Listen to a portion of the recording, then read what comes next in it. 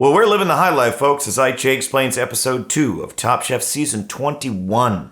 This is by far the longest script I have ever written for one of these breakdowns, so strap yourself in, folks. It's going to be a doozy. I don't know what a doozy is. We start with a shot of Danny getting his kicks crispy white for the shoot. Damn, Daniel. On the kitchen counter, my man. That's nasty. Valentine is showing off his artistic side. I think we have a shot of his drawing once he's done. Michelle is feeling a bit of relief being second from the top after the first episode. She talks it over with Manny, but I get a sense that she's asking the wrong questions. Have I burned my hand enough? Have I cut my fingers enough? On the way to the Top Chef kitchen, Laura is emboldened by Manny's tactic of cooking comfort food from his home country. I've already ordered my custom Manny t-shirt, so I can understand how inspiring the man can be. But let me tell you something, cooking comfort food is about the farthest concept imaginable from this episode start to finish. There are uncomfortable ingredients. No idea how to work with these things. And there are uncomfortable exchanges. I'm not saying I did it better because it was at altitude and it was harder, but... We meet Joe Flam, the Top Chef winner who also fought his way back from Last Chance Kitchen to win his season, just like Christian Kish.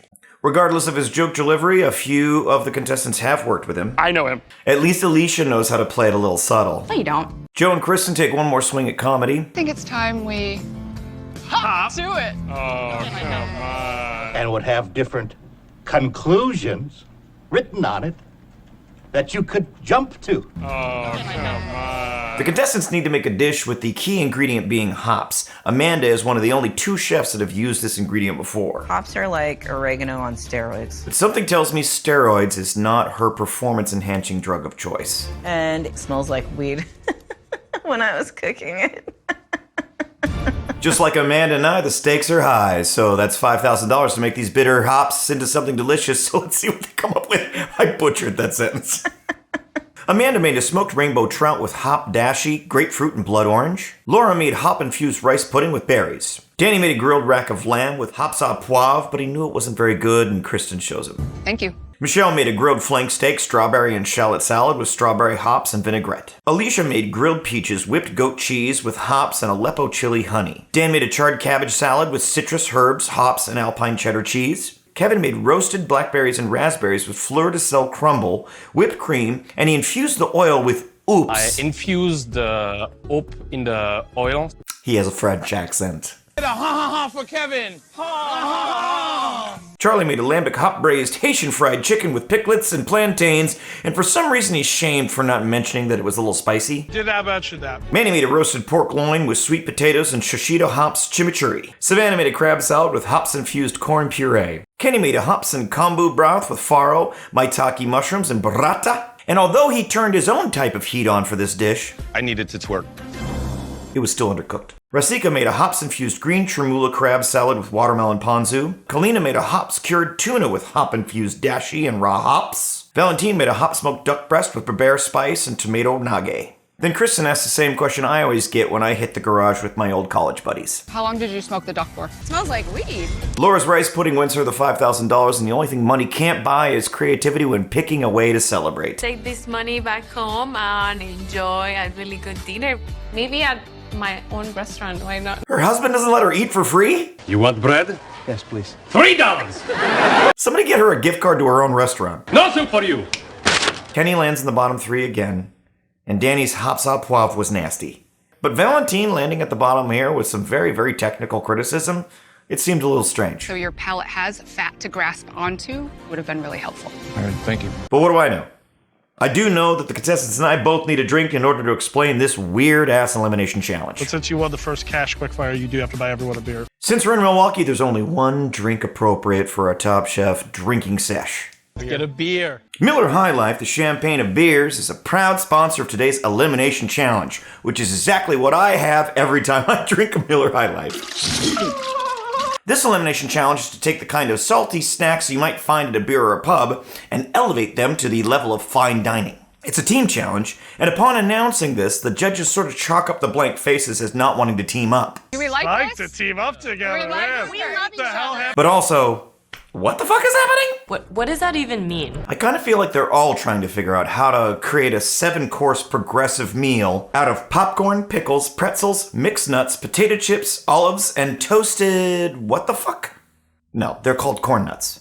They say toasted fucking kernels the whole goddamn time, and it really fucking bugged me. I don't know why. The contestants have 10 minutes to menu plan, $500 and 20 minutes to shop, and only 90 minutes to cook and plate a 7-course meal for 10 people. Wow, really? In the meantime, someone needs to tell Joe that the cameras are rolling. The yellow team gets to planning, and Rassica doesn't know how calling things works. I'll take popcorn and dessert. I call it dessert.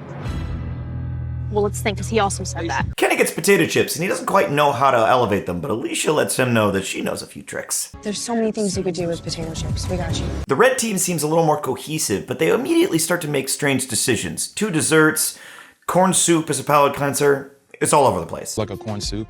Yeah. Corn soup? I often find that there are little strange micro moments between 2 contestants, and I caught one in the car on the way to shopping. It was really funny. Make potato dauphinoise.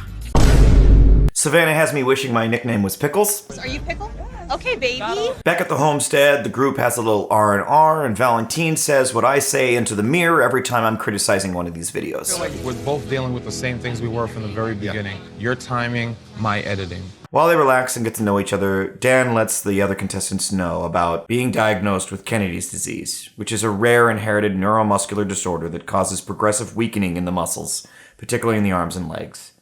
It can also involve severe cramping and eventually the inability to swallow or speak.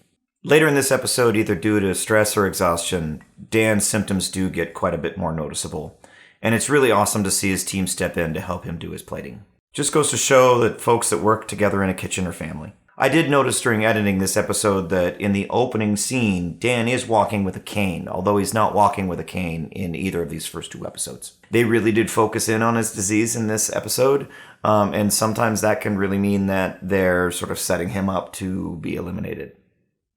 Sad as that may seem. The chefs arrive on location with 90 minutes to plate the first course, and Savannah is here to put the win in Wisconsin. When I say win, you say Wisconsin. Win! Wisconsin! Win! Wisconsin! Now, it might seem like she left out the S in that chant, but she's actually saving the S for us. Okay, baby. Or she's just impressed because Alicia was bragging about me. Tasty and durable. Wow, really?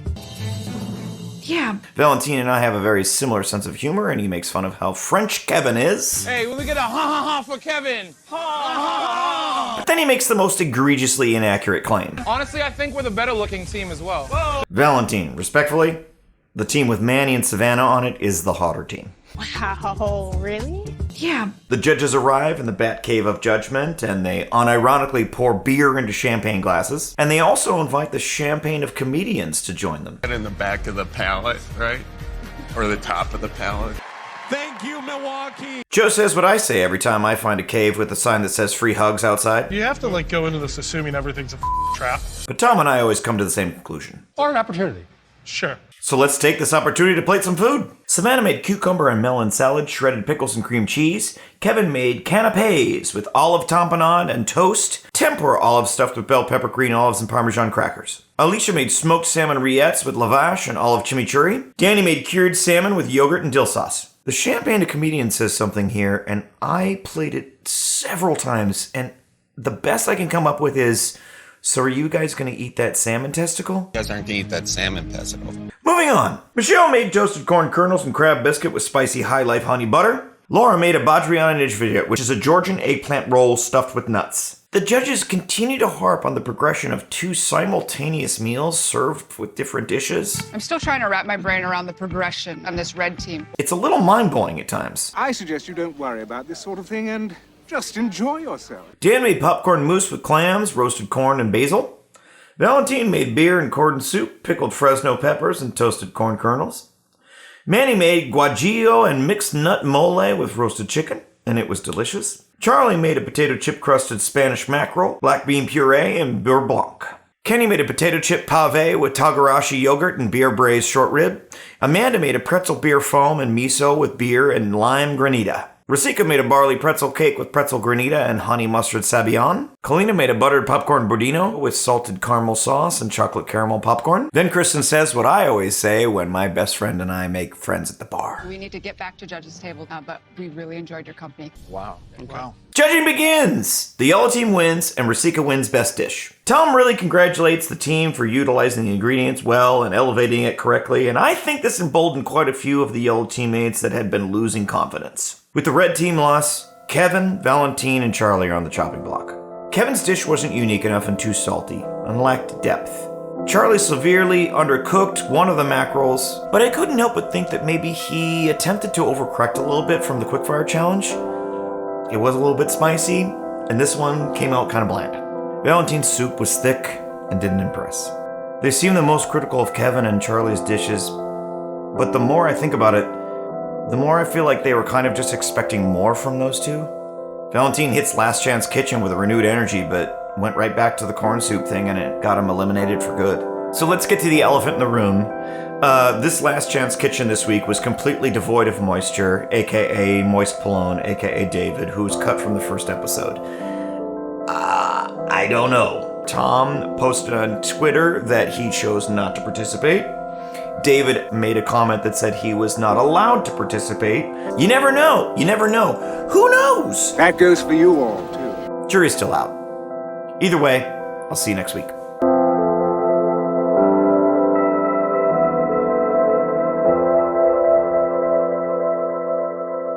Why am I nervous? Why? Because you're standing next to me.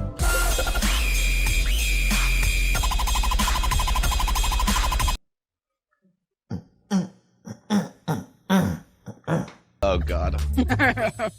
I'm putting the shit in Chicago. Me too. Cheers.